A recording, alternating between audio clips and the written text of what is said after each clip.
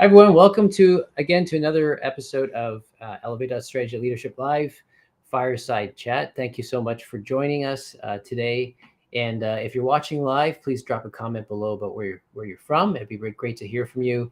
If you're joining from Facebook or YouTube, just drop it below there. If you're LinkedIn, obviously you know where to put that in there. But yeah, thank you so much once again for joining us for yet another wonderful interview that's coming up.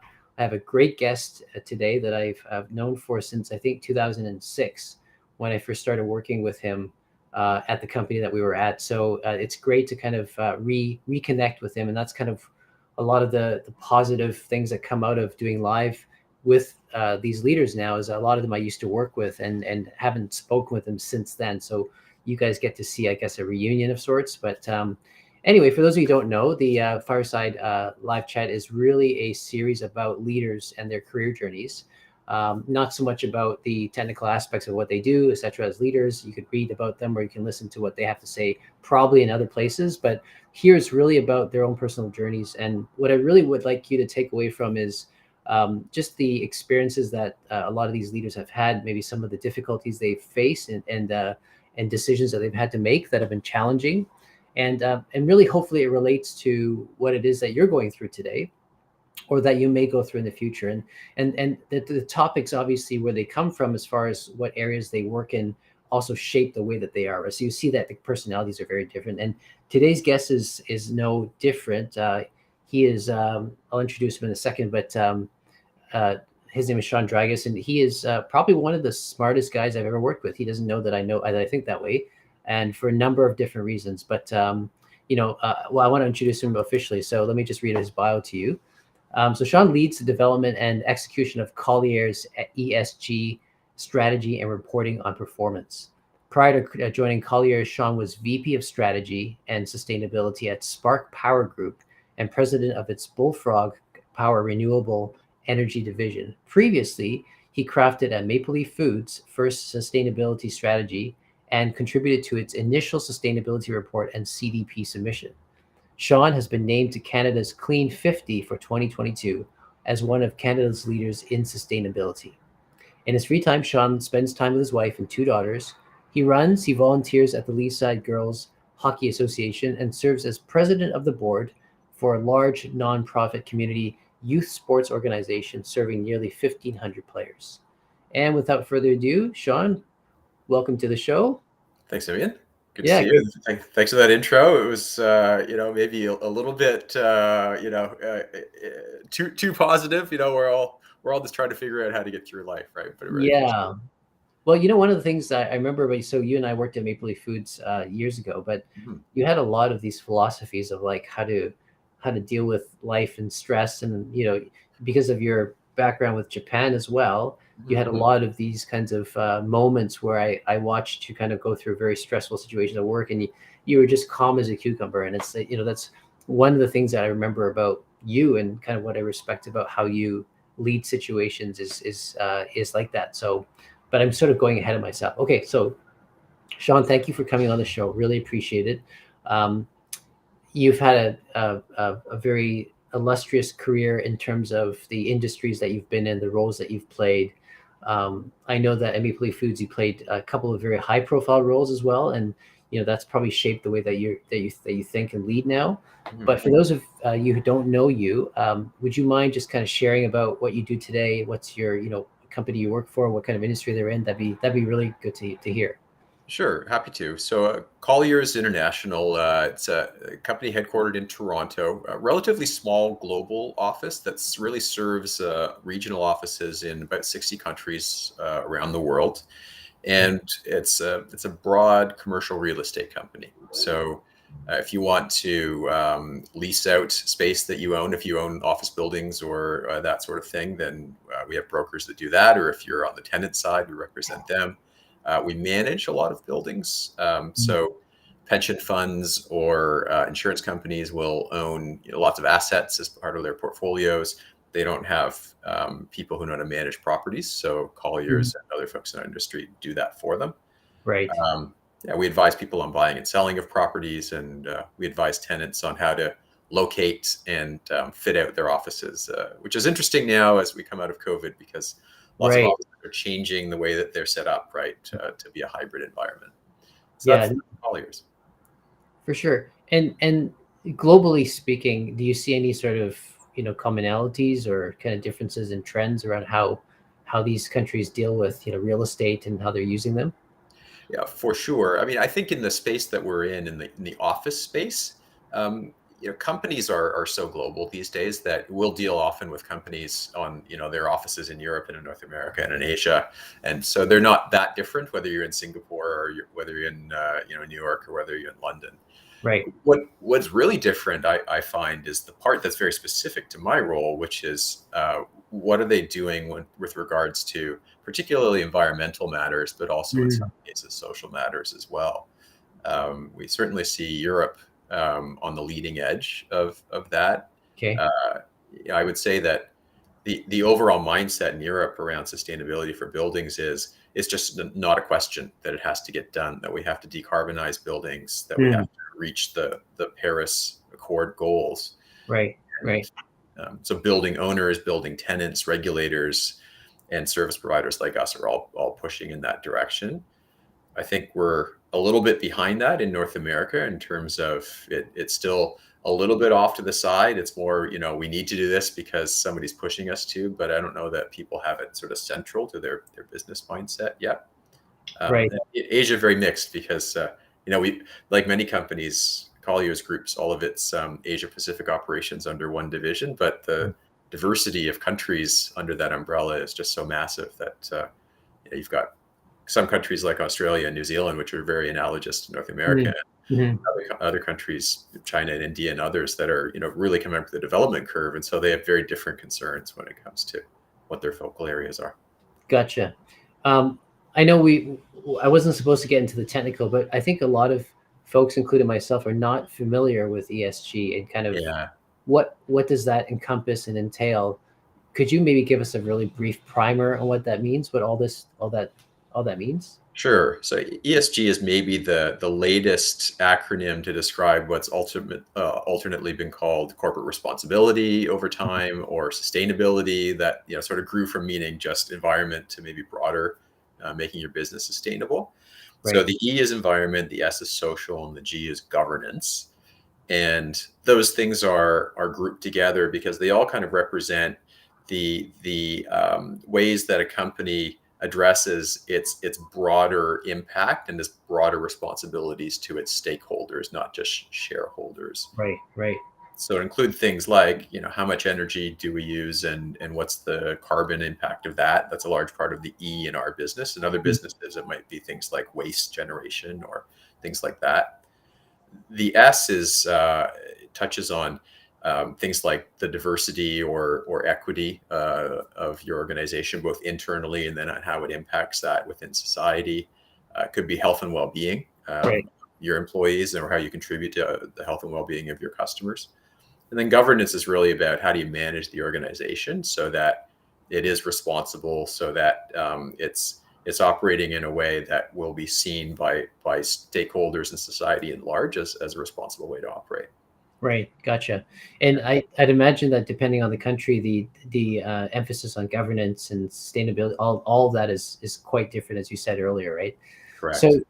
um, okay, that's great, and that's a great primer to kind of go back a little bit into your own career journey. So, Sure. I think, as I recollect, you've always had a very strong kind of slant towards social issues and kind of being aware socially of things, even back when we were Maple Leaf Foods. Mhm. Can you rewind back a little bit to your career journey, kind of where you started off this, maybe the choices of what you just decided to study at school, and then kind of coming out of there, what was your first role? What was the criteria that you wanted to work for? And kind of walk us through to where, phase by phase we are today. That would be wonderful to hear. Yeah, happy to. And I think, if you just sort of read my LinkedIn profile or my CV, it might seem hard to connect the dots actually, Mm. because Yeah. it's different industries, it's quite different roles.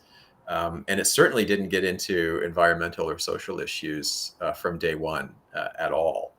But maybe Mm. I can connect the dots a little bit in here. So yeah, I grew up in the Toronto area in the suburbs. Money was tight growing up. Went to Western for school.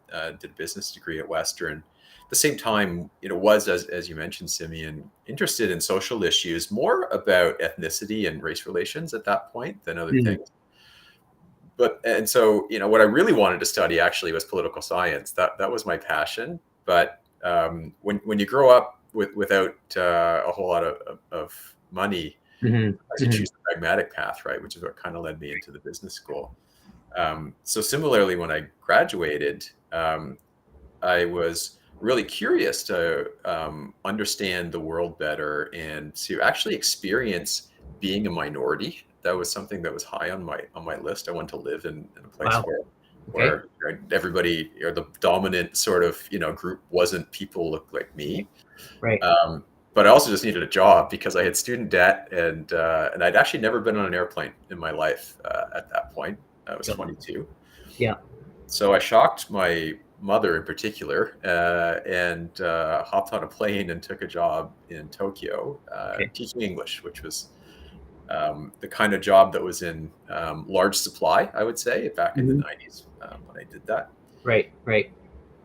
Went with the intention of staying for a year or two, and just it went well personally and professionally, and ended up staying almost 5 years there.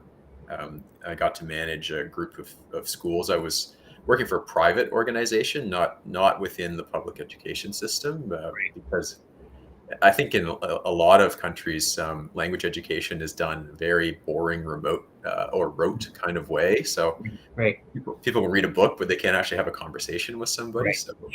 So our company existed to fill that gap. We're kind of the Kumon of languages, if you will. Which fits the bill of the Asian parent quite well, because that's the kind of structured approach that we all want our kids to have, which, got it. Let me just pause there for 1 second and go back a little bit to what you said earlier about political science. What was it about political science growing up that inspired you to do that? Did you read a lot when you're growing up? Yeah, certainly read, and read things like, autobiographies of leaders and that sort of thing. I think maybe and was always, curious about, how do we make public policy and how does that impact people's lives?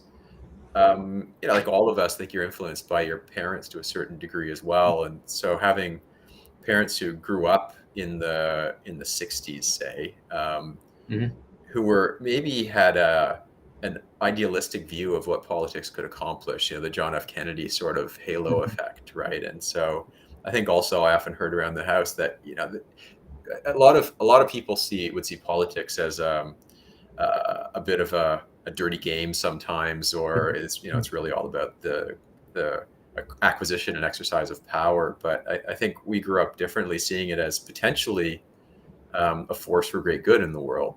So that's what kind of interested me about it, and how could you use that to affect change for folks who maybe had been disempowered or disadvantaged over time. So that was, I think, a large part of the interest for me. Gotcha.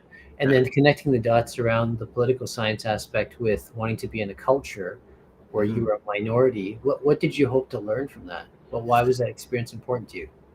I think a lot of the things I was reading towards the end of university were things like Martin Luther King or Malcolm X's autobiographies, right? And being a white person in North America, I was never going to be a civil rights leader here, but we have a term now. It's really only in the last couple of years that I've heard this term really gain prominence, called allyship, right? Which is that if you are in the majority in whatever society you're in, you still have a strong role to play by supporting the folks who are trying to get their own group to be properly recognized. And so I think, without having a word for it at that point, that was probably kind of what I was thinking was, by more deeply understanding the day-to-day experience, the lived experience of somebody who's not when you're the majority, everything is just unconscious to you, right? Like you don't think of yourself as being white if you grow up white in a white country. Right. You think of yourself as a person, as an individual, right? As Yeah. which is why the word racialized has become a common term, is I think Mm. is very accurate, right? Because everybody's got a race, but only some people are actually racialized within the society that they live in, Right. Right. because they're Because not the majority. you're not you're not challenged to look at or question the way that you do things, or culturally speaking, because everyone else is doing the same thing. Yeah, gotcha. Correct. When you Correct. transform yourself to another environment. Okay, got it. Yeah. Yep. Yeah. So it was by no means a perfect experiment in that way, in that, as a minority in Asia, I could always get on an airplane to come home, first of all, Mm. which is, not, if you're growing up as a Black American, for example, that's not, an Right. option for you. Sure. And you're probably in equal parts idolized versus discriminated against, as a Right. minority, especially as a Caucasian, in Asian Right. countries. Some people may think more highly of you because of your background, and others, maybe less so. So Right. you deal with both. But I did have the experience of being stopped by the police on my bicycle a few times and asked if it Okay. was stolen, and Oh wow. Okay. had to give my ID card, my gaijin card, as we called it in Japan, to prove my identity, that sort of thing. And I got accosted in a train station a couple of times by drunk older men who maybe had a little bit of a biased point of view. So yeah, it was good in that way. I certainly wouldn't say that was the majority of my experience there. It Yeah. was actually the other piece of it is just when you get into another culture. You start to realize things that you thought were just facts are actually, Mm. really cultural assumptions that you came from. It kind of opens your Right. mind that way. So I think you go through the rest of your life realizing that what you think is true, you should probably step back every once in a while and question Mhm. whether it's true, or that's just your perception and your cultural frame. So when you were in Japan then, and you were managing the schools and teaching, what were one or two things about yourself that you learned that you didn't know about? That's interesting. Um, I think one is that, as a teacher, um, you can always be a better communicator. You may think you're good at public speaking or that sort of thing, but then when you're actually in front of somebody whose first language is different than yours, there is a higher bar for being able to Mm. be clear about what you want to say. Right. Um, Right. so, yeah, I think that experience has been foundational, actually, through Mm. the other parts of my career, because Right. yeah, it sort of forces you to be a little bit better communicator. I don't know if I'm exhibiting that today or not, but Right. uh, No, I get generally, I think it's been good. no. That would be a key one for sure. And I think the other thing I really take away, and it's maybe almost a full circle thing, I would say when I was there, I was very cognizant every day of how lucky I was to be doing what I was doing, Mm. to be living in that environment, to be having that adventure, to have a cool job like I had. Right. Right. Um, and then probably went through a period of my career where, like many of us, I think you lose that perspective, right? And you're just caught up in the grind of Mhm. trying to get through day to week to month, and maybe you lose that sense of gratitude and an adventure and excitement. Right. Right. And so I think maybe later in my career, I actually worked with a coach for a little while, a couple of years ago. Okay. And one of the things that really came out of that experience, because we did a lot of reflection back on Mhm. previous parts of my life and career, and it was actually that's exactly the mindset you want to have, all the time, right? Mhm. Mhm. And so maybe that's another takeaway for me. Having had that experience is something that I can sort of draw on again at life, later in life, and say, Right. how do I get that feeling back? That feeling of waking up every day and going like, "Holy crap, I'm in Japan, and this is amazing." Yeah. Well, it's not every day that people will have a drastic or such, I guess, a specialized kind of environment that you were in, right? Because most people are not in a country transplanted that way, and yet at the same time, that's the attitude. Living with that is kind of, at the end of the day, what would bring us joy, right? At the end of the day, Mhm, was kind of give mhm. us that gratitude, which I completely agree with. And I see that time and time again with thinking about my own career and thinking about some of the careers for my clients as well. Okay, so Japan onwards, then you decided to come back after 5 years. Any particular reason, or what were you hoping to do when you came back? Yeah, so I was, in my, mid to late 20s at that point, and had not long before that met the woman who would become my wife. Hmm. And Hmm. so we had a decision jointly to make as to whether Japan or Canada would be better to raise a family. She's Japanese, so we could have Hmm. chosen either place. And from a career perspective, I'd reached a bit of a glass ceiling, Hmm. actually. Yeah. I was at that point, I was the top non-Japanese person in this sort of mid-sized company. Hmm. And, so it was very clear I wasn't going anywhere beyond that anytime soon. So although I was still enjoying it, and actually the results were really good, it was just time. Right. At some point you've got to make a decision: am I staying the rest of my life here or going back?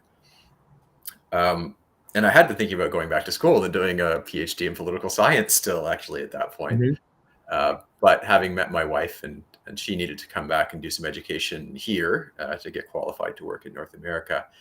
Again, that wasn't really a choice. So I went back to at that point, it was still, in the Stone Age. And so finding a job was still a lot of paper and resumes and that sort of thing. Back in the Hmm. 80s. Internet was, you could find the jobs on the internet, but there was still a lot of Yeah. sort of face to face. So worked through the business school at Western, Hmm. found a tech startup that seemed interesting. Okay. Um, that was in the video conferencing space, ironically, given what we're doing today. But Yeah. in those days, being in video conferencing meant you had a huge, almost CPU looking box that was the Hmm. hardware, and you attached it to a TV that today your kids wouldn't recognize because it was Right. as thick Happy as it Gray, was wide. ERT. Yeah. Yeah. Yep, Yeah. CRT screen, 27 inches. And so that was the business we were in at that time. And Yeah. so again, connecting the dots maybe a little, I was always interested in, how do you figure out how to make an organization successful? Like that was the business piece of it maybe. And so getting to Hmm. be in the head office of the company in Japan fulfilled that. And so that I just found it interesting. And the other part is that the people just seem good. Hmm. Through a lot of interviews, and sometimes you just connect on a personal level with the people and say, yes, I could work with this person every day, Right. which is part of it as well. Right. Gotcha. I had no idea that you were part of a start. So how long were you there for? And what There did for you? 4 years, Oh, really? yeah. Okay. Yeah, so quite a while. It was sold about halfway through that time, Okay. acquired by an American company. And like probably a lot of folks here, that experience of being acquired and suddenly finding yourself in a new Mm. organization that maybe wasn't what you originally signed up for, um, Right. was a difficult transition, to be honest, Okay. and Okay. one that at a younger age I probably didn't handle very well personally. Okay. Right. Yeah. And maybe elaborate a little bit on that. So what kind of challenges did you face when you had to adapt to a new, I guess, environment, type of leadership kind of a thing? Yeah. So at that time, I was basically leading our operations team, and the parent company had a very different idea about what serving clients looked like, about what the operations would look like. And we Mm. had been a small business and therefore very, very customer focused. Right. Yeah. Every customer was golden to us, right? Hmm. Hmm. And we had a great customer roster for a small company, banks and international accounting companies and things like that. But we got that because we were such hands-on, service-oriented Hmm. people. Suddenly, we're part of a much larger organization that was really all about systems and Right. process, Right. and um, actually didn't really care if we lost a bunch of our customers that didn't maybe reach the materiality threshold that they Right. were looking They at. wanted to see. Right. Gotcha. Yeah. Um, and I had a hard time adjusting to that mindset shift. Hmm. You get personally attached to your clients, and you also feel that you have a certain standard that's Mm. maybe being violated, I think, in that situation. And Right. so I never saw eye to eye with my new boss, to be honest. And in hindsight, I don't know that my new boss was a great manager either. So there was a little fault on both sides, but I'll take the mea culpa and say, I probably could have done a better job of Right. changing my mindset, sort of leaving the old behind and realizing you had to step into the new, which ironically, when you parachute yourself into a new country, that's maybe blindingly obvious. And so, Right. in that case, I think the adaptation was quite successful. It was actually much less successful when maybe it was a more nuanced situation. Right. Your and then your transition then from startup, I guess you left the startup, and at that point, was it when you joined Maple Leaf Foods, or? It was close to that. So I was actually doing my MBA part-time Okay. at Schulich at York Right. University Yep. while I was working at the startup. And so graduated from there in 2002. We had a child on the way, our first child, Right. Yeah. and we were actually in a recession at that time as well. It was right after 9/11, and things were not performing very well economically. Right. Actually, through a connection at the startup, one of the founders who I really hit it off with in the interview process, his spouse worked at FedEx. They were looking for basically somebody with economics training, which was the focus of my MBA. I Hmm. see a connection there too, because politics and economics to me are very strongly connected. Half of politics is about managing the economy on a national level. So I ended up taking that job because it was there.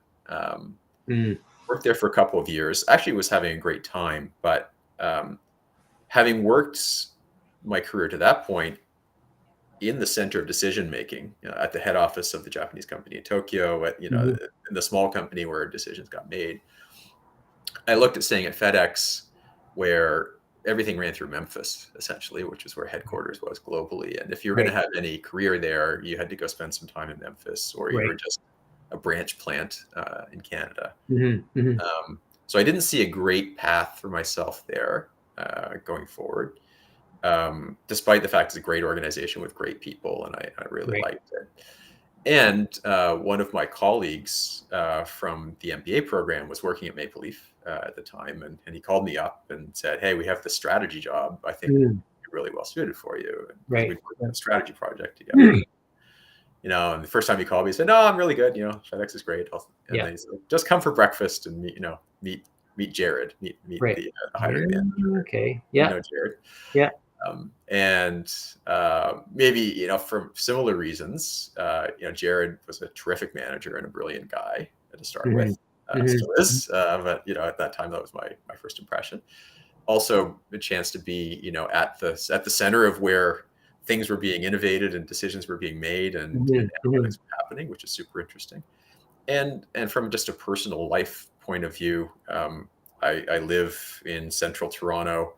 FedEx is near the airport. Maple Right. Leafs Was was a right young in and St. Clair, and right.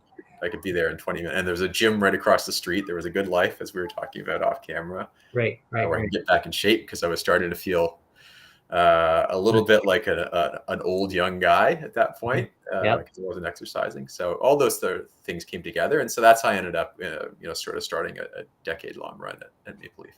Gotcha.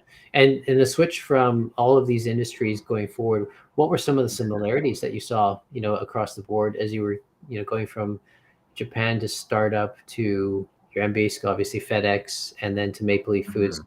Is there a thread, more specifically about your personality, like Yeah. that kept coming back to, okay, this is something that's attractive to me because I am certainly this and that. Right, right. It's an interesting question to reflect on. Maybe two things come to mind. So, I mean, one is there's a value in any industry, and industries are being created all the time, right? Mm. To Sure. being able to get up to speed quickly. Mm. There's a bit of humility in that, right? You have to sort of admit that you don't know things, Right. and therefore be willing to put in the work of getting to know them. Right. So Right. every time you change industries, you've got to do that. So that was, I think I realized that was a strength of mine, was just to sort of like subsume information Mhm. and not be afraid to ask dumb questions. I guess I've never been afraid to ask dumb questions. I was the kid in school who always kind of had their hand up, maybe. So Yeah. that probably is one thing I would Yeah. say as far as the So you learning like goes. you liked being humiliated because Yeah, in fact, that's probably a good thread through my whole life is I put myself out there for embarrassment. Which if you I play in the ball hockey league that I chair, and if you come every Tuesday night, you'd see me being humiliated on a regular basis. So I'm not yeah, a particularly strong player. I think Um, I think that takes two things. One is a degree of not taking yourself too seriously, right, right? right, The world's not about you. And then the second thing is confidence. I think confident people are comfortable in their skin for looking like they're not very confident, but at the end of the day, they're not phased by change, and they're not phased by the challenge to step up to that. Yeah, gotcha. yeah, Okay. yeah. And maybe the other thing is I realized that that analytical piece of it, having Mm, come through an economics focused MBA and then done 2 years of really kind of heavy analytics at FedEx, started realizing that maybe that's where my strength was, right? great. So maybe that seemed to be the place where you're never really self-aware when you're young. Like, you only have your own cohort to compare to, or the grades you get in school or whatever. And Great. then you get into the work world, and maybe you get feedback that this thing you thought you were good at, well, you're not really getting any love on that one, but this other Great. thing people keep saying, oh, you're really good at this, and like, oh, okay. I thought Yeah. everybody kind of did that. Yeah. Yeah. For me, that was sort of the ability to take information, raw data, analyze it, synthesize it, draw some conclusions that were useful to decision makers out of that. Mhm. So um, that's sort of the role of the strategy group, right? Is to do that, and so that was a really good fit actually at that point. So, you were good at that. Was that a passion of yours from the very beginning? Did you? Yeah, I think it was. It's interesting. You asked about going back to leaving school, but maybe I'll even go back into like childhood. Like I Yeah. used to like sitting around in my room, like taking raw box scores from baseball games and calculating players' earned run averages and batting averages and all that sort of thing, right? It's the sports part of it, and then the math part of it sort of came together. And when I read the book Moneyball, I realized I'd missed my calling in life. Actually, that I was probably meant to be Alex Anthopoulos' right hand person or something. Um, so yeah, I think I do. I still kind of like it. I had to analyze a spreadsheet the other day, and I don't know, it's kind of fun. Yeah, you're I think one of those people where to present to you a report would be tremendously fearsome because of the fact that you would pick up numbers very quickly, and if you're not fast on your feet to catch up with you, then it's pretty scary and daunting. Oh, And plus the fact that you enjoy doing that. That's the other thing. well, I don't enjoy making it daunting for people, but I do enjoy the numbers for sure. So maybe that was a couple of learnings, and I think actually probably from that point forward, I think that's been part of my personal self brand, Mhm, perhaps, mhm. and an element of my external employment brand. Gotcha. So Yeah, now you're in Maple Leaf Foods, and completely different industry in the yeah, food yeah. industry. Your journey into that. So how would you use one or two words to describe your growth? Because it was 10 years, right, that you were there. Yeah, just under 10. Yeah, but 9.5. How did you grow? Like what areas were concreted there, and that's made you into the leader you became. Yeah, I think the real growth there, as context, I guess I was 31 when I started there, and I was just over 40 when I left, 40, 41. Right. I think that's a time of your life where you are being taken from more junior roles to more senior roles, right? Yeah. Yeah. And need to learn whether you want to be a manager or a leader or not. Right. And Right. I had the great opportunity to work directly for the CEO of Maple Leaf, Michael Mhm. McCain, for Right. 3 years Right. uh, during that time. So he always had somebody whose day-to-day job was really about doing analytics for him that maybe were more confidential than he wanted to farm out to others in the organization, Mhm, mhm. attend all his meetings, and sort of be there as his support, make sure that he had all the materials and understood them going into the meeting and that sort of thing, Right. and then to help write communications as well, which certainly the that that Japanese experience, I think, helped with, right? Is how do you communicate? Right. But the maybe the indirect part was you also just got to be a fly on the wall in the most senior discussions, board meetings, everything else during that period. And so occasionally in terms of direct coaching, once a quarter or so, but every day in terms of just osmosis, you were getting leadership lessons and feedback. And Michael, as I think we've seen a number of times in public over the years, but very much the same way in private, is a strong leader with a very clear sense of purpose and direction, a very clear philosophy about management. And so, that was an absolutely irreplaceable opportunity, actually. Yeah. And so I think you come out of that, and it really, I found myself reflecting on it in the last few years when I started leading the Bullfrog organization, drawing on how he might have dealt with a certain situation or made a decision. And so, that was tremendously helpful. And I think the feedback I got too was also very helpful. The feedback he gave me was, you are conflict avoidant. You don't like conflict, right? And he was right. Absolutely. I didn't mind, in fact, quite enjoyed, intellectual debate, sparring about a topic. What do you think about this or that? And, are your facts better than my facts or whatever? But when it came to, somebody's not performing, for example, in their role, you've got to deal with that. Or, you've got an irate supplier, customer, business partner, whatever it is. Those were certainly situations that if I was a bit more body aware, I would have realized, made me very, very anxious, actually. And therefore I would avoid probably those confrontations. Interesting. Okay. And he was very skilled at dealing with confrontations, I would say. Yeah. And so made me realize that I had to work on that. And so there are lots of materials out there for that, right? Challenging conversations, etc. That you can read. Some of it's coaching, and some of it's just putting yourself in the situation, because you realize, I'm avoiding this situation because it's conflict. I'm just going to throw myself into it and now, was it when you moved then from Maple Leaf Foods to Bullfrog, right? That was your first. That's right. Right of that.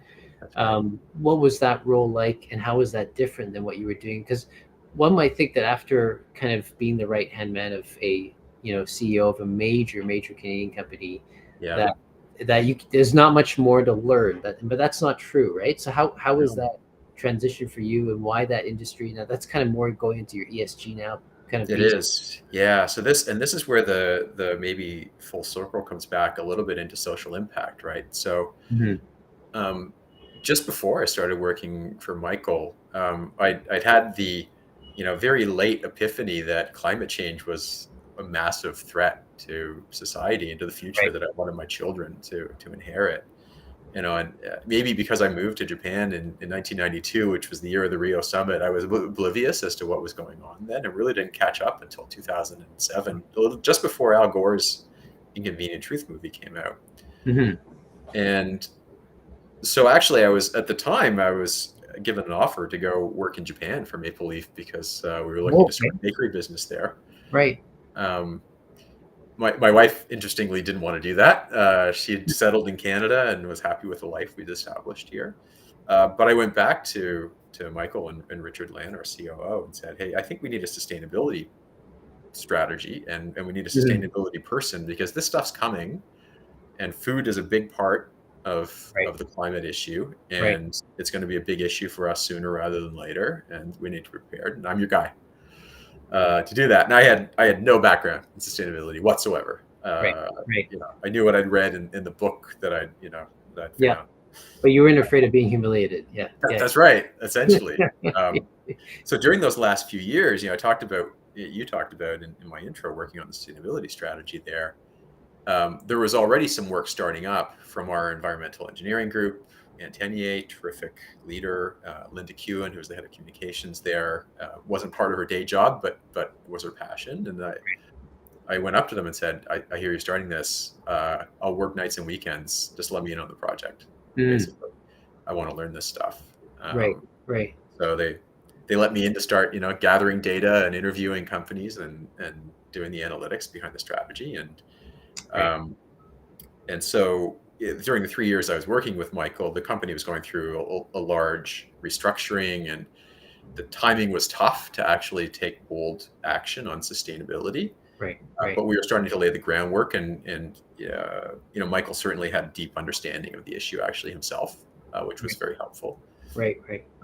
But during the process of actually coming up with that strategy, I went to interview the founding CEO of Bullfrog, because they had a client base that was large companies that had made commitments to renewable energy, and I just wanted to understand, like, tell me about how you got CEOs and boards on side for that. Yeah. Um, and he ended up calling me up and said he had an opening in basically a strategy type job, trying to get into new areas of business for them, and asked if I was Right. interested. And so that was a tough decision, right? Because Maple Leaf was a tremendous organization. I was making more money than I was going to make in the new job. And when you got a couple of kids, that's not an easy Right. sacrifice to make. Yeah. Yeah. That said, there were a few reasons. One is I thought the impact, that was really the driver, was I thought the environmental impact I could have at Bullfrog was potentially larger.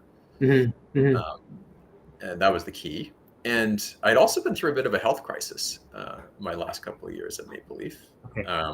And as much as I appreciated your comment on being calm, to be honest, I think, especially at that point in my life, I didn't know how to handle stress, so I just buried it.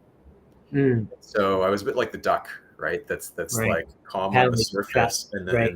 the legs are going underneath. And so I ended up actually having one of my adrenal glands removed, along with a large tumor that was attached to it. Oh my. And there's no definitive diagnosis on what caused it, but that's the gland that produces stress hormones in your body. Yeah. Sure. Thankfully, the tumor was benign, and I'm still here today. But it made me think, what sort of environment do I want to work in as well? And Maple Leaf still had a few more years of restructuring ahead of it. Right. And so it was a chance to reset a little bit for me. And it worked out really well that way, from a emotional, personal, professional standpoint. Right. To go over to Bullfrog. And I was able then also at that point, I'd realized I wanted to dedicate my career to climate. At the age I am, and if we need to get to net zero by 2050, say, I'll be 80 in 2050. Right. So like the rest of my career, this is going to be one of the defining issues of society and business, right? Is how do we deal with climate? Right. So I want to do that, and I want to leave it. I want to be able to tell my kids I did everything I could.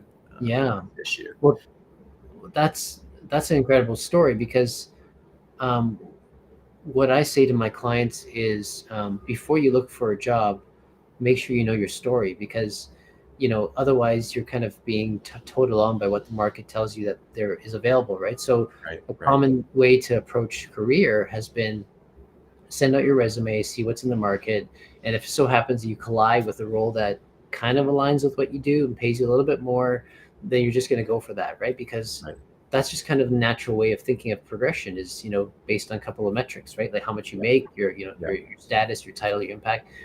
But at the point where you're forced to kind of do some transition, it's really a time to reflect on what's important to you. What do you care about, truly, as far as making a difference? And it's funny, getting to those conversations is always difficult at first, because we're not wired that way to talk about impact. We're wired to talk about what skills can we flaunt the most and make the most money with, right?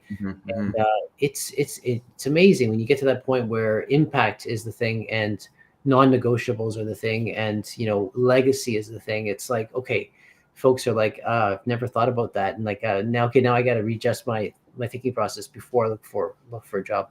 And you made that decision when you had a choice to either stay or to go, and I think that's a pretty brave choice. And so what kind of challenges were unique to that role then in Bullfrog that you didn't see before in a stress role? One is that it was kind of like diving into a PhD in clean technology, right? So I learned enough to be dangerous, I guess, in the previous role off the side of my desk while I was working on strategy for how to procure enough hogs for our Hmm. bacon business, or how to expand our bagel business in Europe. Um, so suddenly that was my whole job. And so you're Hmm. spending all day learning about everything from renewable fuels to rooftop solar to, every other clean energy area. But that was invigorating, actually, incredibly invigorating. It was like getting paid to go back to school in a way, Mm. Right, um, right. and studying something that you actually loved, That you actually love. Yeah. passionate I was just about, gonna right? say. So Yeah. I don't think I'd been as happy going to work every day Mm. since I was working in Japan. Like probably it had been 15 years since I'd been that happy going to Right, work every right. day, which was great. Um, and the other thing is, though, that it's interesting as a graduate, I'll call it, from a large, well-run, sophisticated organization, how much you have to contribute to a smaller, growing organization in terms of the discipline of how you make decisions, Hmm. how do you deal with people development, Right. all those things that are well established. Because in a big company, you've got somebody who's, they're the VP of learning and development. They spent Yeah. their whole career there and they're an Yeah. expert. Suddenly you've got nobody who does that. Right. Right, you don't have necessarily all the management rhythms, right? How do we actually make Mhm. sure we're aligned on things, and when should we get together to talk, and how do we Right. budget, how do we do strategic planning? It's kind of So like going back to a startup. Yeah. yeah, a little bit, right? Like it was at that point, it was a 9-year-old startup, I guess, Mm-hmm. but still very much in growth mode. And, like call it a 50-person plus or minus, kind of organization at that Right. point. Right. So yeah, I think that's another, I think that's a learning that's quite broadly applicable, right? Maybe a lot of the folks who are gonna view our conversation either live now or later is, Hmm. the organization you've worked in, you may actually know a lot Hmm. that just sort of you took for granted. Actually, Right. it was just part of the woodwork, but actually, Right. that's a valuable contribution to make to your new shop. Right. Yeah, and then maybe the third is that some industries are much more dynamic than others. Right. Great thing about the food industry is everybody's got to eat, right? And yes, there are undulations, and Right. price of wheat and corn goes up and down, and Right. that sort of thing. But at the end of the day, it's a pretty stable Hmm. industry.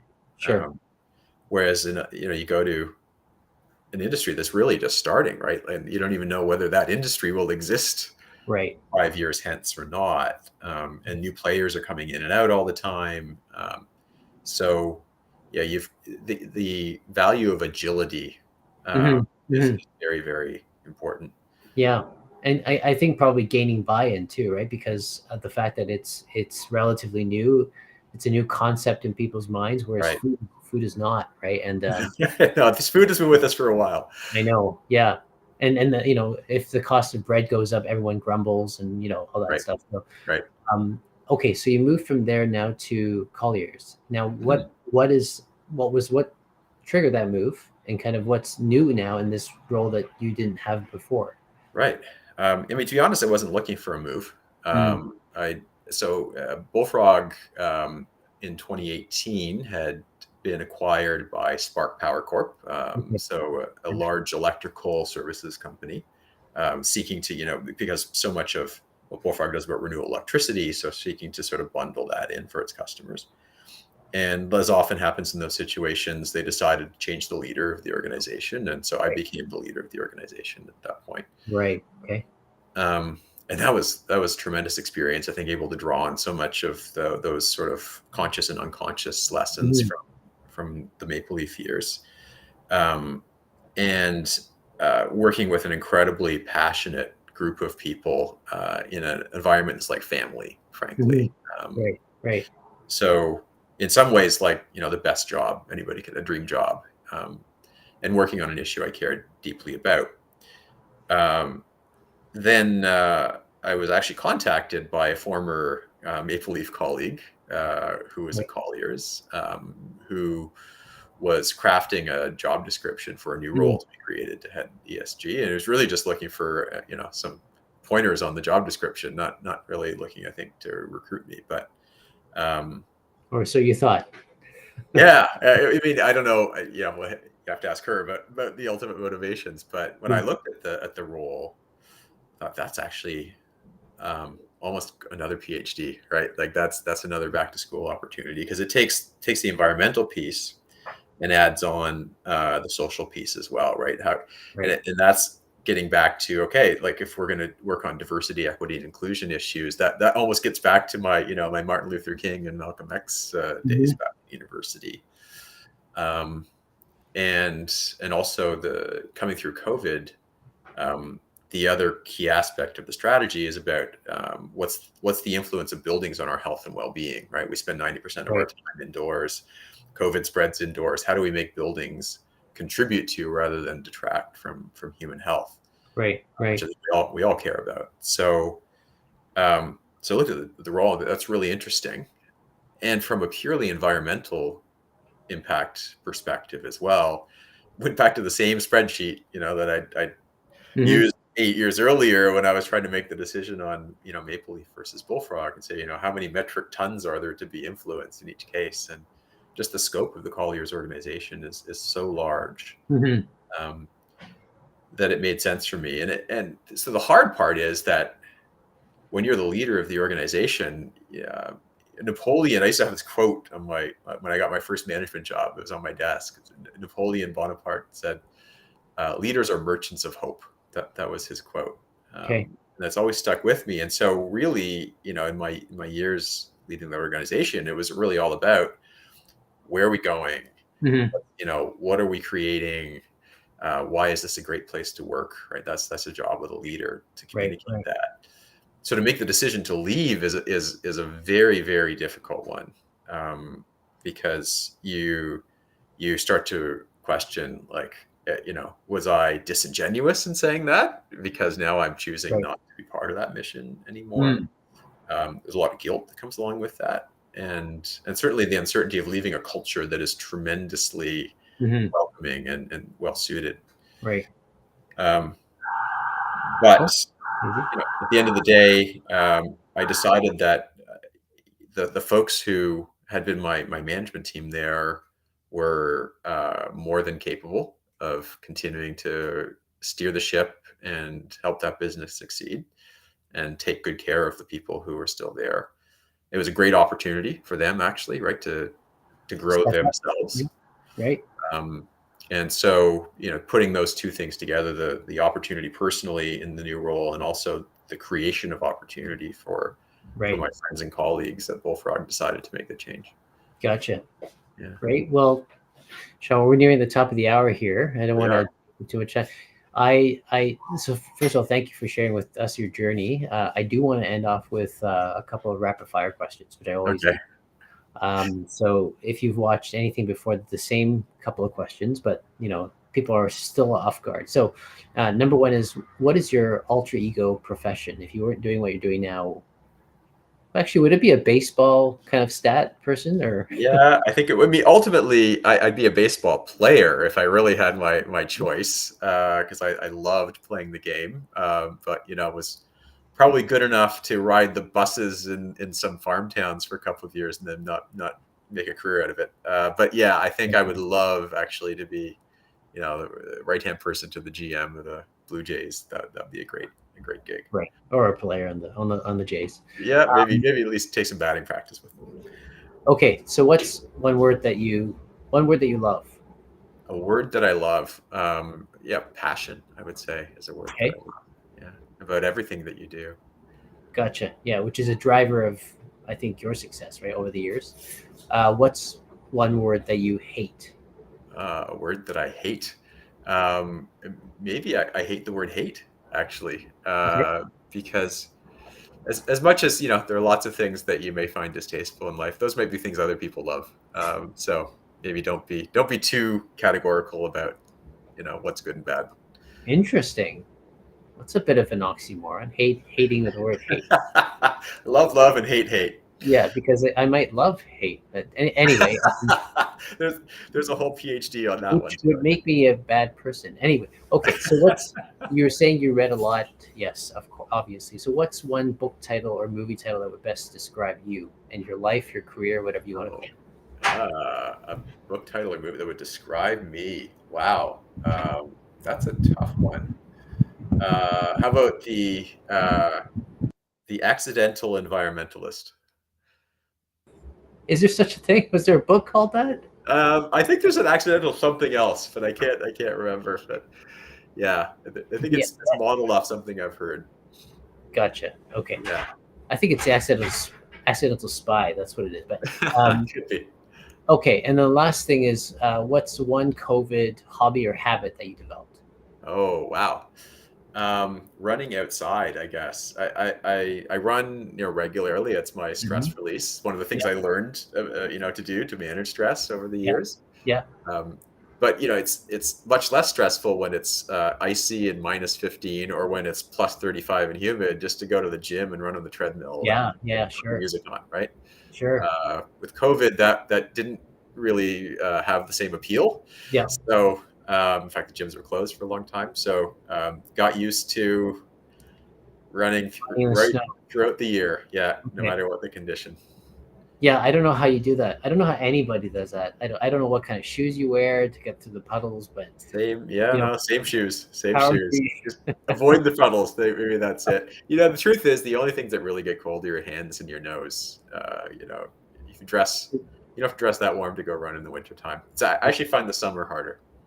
Yeah, yeah, sure. Because you can't do anything about it, right? It's Yeah, it's it's the heat. That's it. there's only Okay. so much you can take off and Yeah. remain decent. All right, Sean. Well, thanks so much for your time. Really appreciate it, and it's been very interesting learning from your journey. And I hope that the listeners, audience, anybody who's in your circle, perhaps who would have seen the like button that you did can watch this and hopefully learn something about you that they didn't know and that they can apply to their lives. So. Anyway, I'll put you on the back in the backstage. If you can stick around behind that, I'll just wrap up and then we'll catch up after that. Thanks so much, That's Sean. great. Thank you, Simon. Really appreciate the No invitation. no problem. All right, that's great. I have never had a guest that was focused on ESG on my show, so that was very, very interesting for me. I don't know a whole lot about the topic, and I suspect a lot of the folks that I've worked with don't either. So hopefully you'll look him up. Sean's a very nice, kind person, as you've seen, and I'm sure that he'd be more than happy to connect or to answer any questions, especially about ESG. So. In any case, I'll see you again next week. Have a great weekend, but thank you again for joining. Take care. Bye bye.